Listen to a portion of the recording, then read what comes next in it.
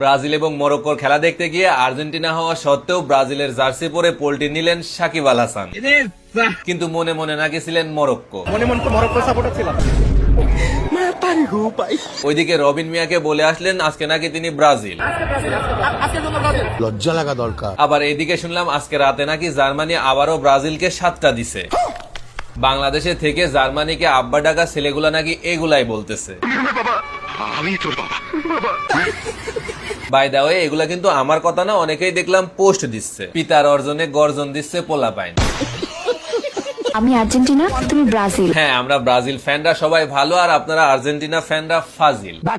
ওইদিকে দেখলাম মোটরসাইকেল চুরি করতে গিয়ে ধরা পড়ছে এক আর্জেন্টাইন সমর্থক। সম্মান বাঁচাতে জার্সি খুলে দিলেন স্থানীয়রা।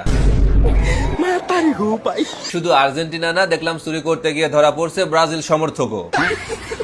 তার পছন্দের প্লেয়ার নাকি আবার নেইমার। তোমার পছন্দের প্লেয়ারের নাম কি? এইদিকে আবার আমাদের পলক কাকুরে আর্জেন্টিনার জার্সি পরে দেখে পোলাপাইন বলতেছে আমরা হাত দিয়ে ইন্টারনেট বন্ধ করি নাই, একাই বন্ধ হয়ে গেছে। ওইদিকে আবার এক সিজনাল বোকাশোকারে দেখলাম বড় হবার পর ব্রাজিলকে বিশ্বকাপ নিতে দেখে না, এই জন্য 7 লিটার দুধ দিয়ে গোসল করে দল ত্যাগ করতেছে। আপনি তো এর থেকে সাকিব আল হাসানই ভালো, মনে মনে মরক্কো করলেও জার্সির লোভে তো ব্রাজিল করতেছে।